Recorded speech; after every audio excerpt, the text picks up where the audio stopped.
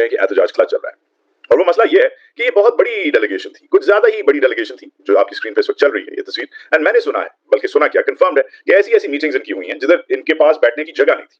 भाई मेरा ये ख्याल है कि अगर आप गौर से देखें तो अगर ये थोड़ा सा मुनज़्ज़म तरीके से चलते तो हर एक को एक ही साथ भेड़ बकरियों की तरह रखने की बजाय हर एक को अलग अलग तरीके से यूज करते। फॉर एग्जाम्पल शरी को यूनिवर्सिटी सर्किट्स में भेज दे, थिंक टैंक सर्किट्स में भेज दे। फॉर एग्जाम्पल फैसल सब्जवारी को डायस्पोरा के पास भेज दे। फॉर एग्जाम्पल ह्यूस्टन में बड़ी कराची की उर्दू स्पीकिंग पॉपुलेशन है, ह्यूस्टन में फैसल सब्जवारी को भेज देते।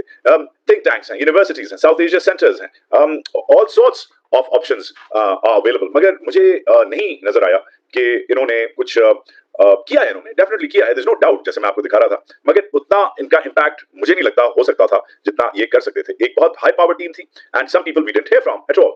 मुसद्दिक मलिक का एक चला है जो आज चल रहा है इनका एक साउंड बाइट पिछले 6-8 दिन से आए हुए हैं, इनका एक साउंड बाइट आज पहली बार हमने सुना है। क्या है exactly sound bite? Let's listen in. ये काफी इस पे डिबेट चल रही है, इवन मेरे दोस्त मोहित ज़्यादा ने इस पे तनकीद की है। क्या रहे हैं ये? हमारे यहाँ जो इनकी रिप्रेजेंटेशन थी वो एक नेशनल रिप्रेजेंटेशन उसको नहीं कहा जा सकता। इंडिया से जो रिप्रेजेंटेशन थी वो नेशनल रिप्रेजेंटेशन। उसके बाद फिर जो शशि थरूर हैं वो एक बहुत सीजन्ड डिप्लोमेट हैं, यूनाइटेड नेशंस में वो काम करते रहे हैं, एक इंटेलेक्चुअल हैं।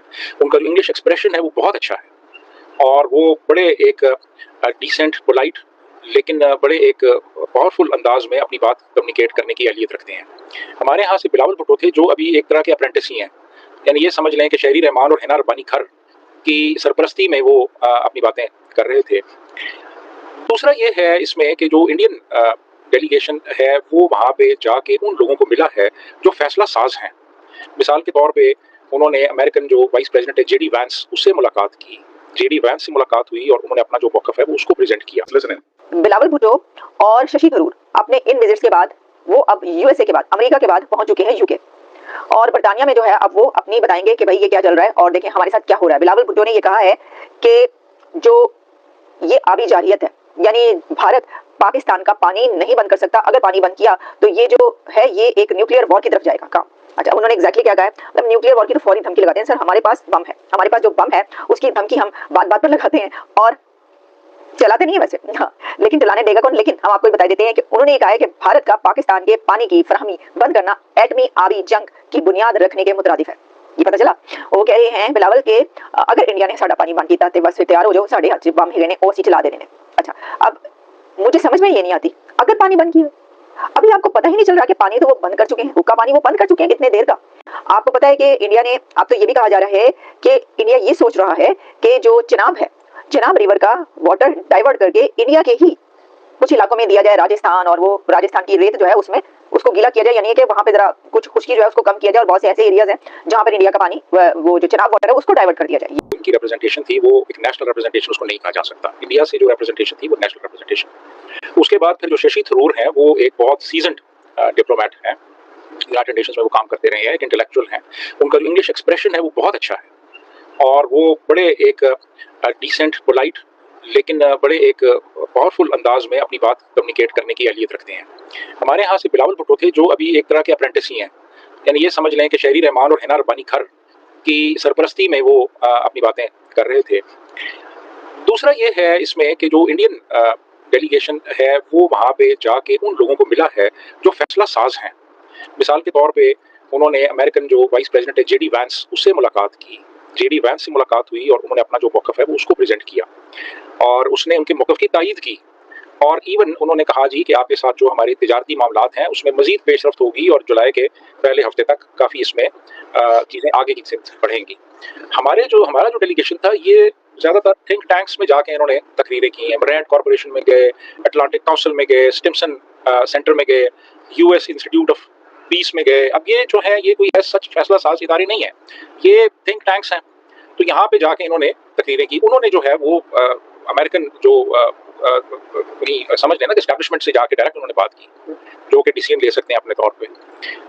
फिर उसके बाद ये है कि मैं ज़ाती तौर पे समझता हूँ कि जो इंडियन डेलीगेशन है उसको काफ़ी एज हासिल है कि वो लोग अपने तौर पे वो एक कॉम्प्रिहेंसिव वेल आर्टिकुलेटेड एक नैरेटिव जो उन्होंने बिल्ड किया है उसको वो प्रेजेंट कर सकते हैं। हमारा जो डेलीगेशन गया था, इन्होंने सिर्फ जो एक ऑलरेडी जो हमारा एक मिलिट्री एक नैरेटिव है इस पूरी सूरत हाल के हवाले से, उसी को उन्होंने आगे प्रेजेंट कर दिया। सिर्फ ये था कि प्रेजेंट करने वाले सिविलियन थे, नैरेटिव जो था वो मिलिट्री का था। But if we don't get any equipment, you've seen what would have happened to us if we didn't have air defense. We would have been rubbles. We'd be pulling out 60,000 kids from the rubble of schools, and when 80 planes come at you, 80, in a few hundred miles, when 80 planes come at you, all of them having 5 missiles each, you multiply 80 with 5 missiles, and you know what India was coming at. Were they coming to hit one residential area with 80 planes and 400 missiles, some of which were dual carriers of atomic kind of warheads? So you saw what they were coming at. You saw what they came with. And you saw the technologies that they deployed from various countries. So I would say, bring it on, man. Give us those technologies. We'd buy them from you. Okay, so now this is a little over the top. I'm sorry, I must say, there's a lot of alarmism here. There's a lot of, you're being over the top to a bit much, Musaddiq. एक तो कह रहे हैं कि 80 Indian जहाज आए, that's not what we've heard 60 PF ने कहा है 20 और इन्होंने अपनी तरफ से डाल दिए. चले कोई बात नहीं, स्लिप होता है, शायद 80 हो, शायद इनको पता हो, मगर पीएफ की ब्रीफिंग्स में 60 थे, बट कोई बात नहीं, no problem, that's a slip, that's a number, we can deal with that.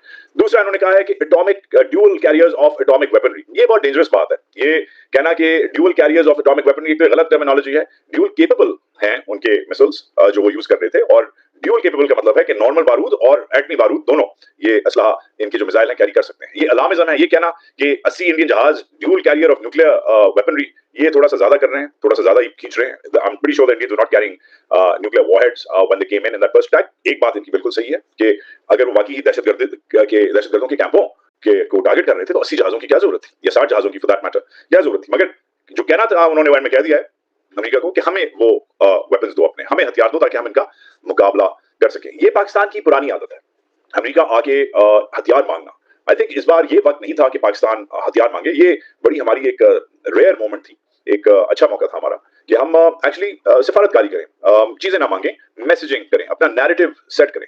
इधर हम हमेशा आके जब इनसे कोई चीज मांगते हैं तो ये फिर अपनी टर्म्स एंड कंडीशंस लगाते हैं.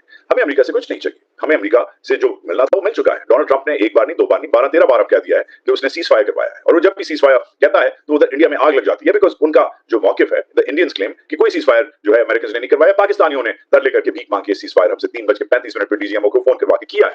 सो the Indians have been outshouted by Donald Trump, the world's biggest outshouter. We don't need the Americans for anything else. Why are we asking the Americans for weapons which A, we can't afford? कल ही world bank की report निकली है कि 45% पाकिस्तानी जो है वो under the poverty line रह रहा है. एक तरफ जो है आप गरीब हैं, दूसरी तरफ आप पीस की बात कर रहे हैं, उधर आप हथियार मांग रहे हैं. आपको हथियार नहीं चाहिए.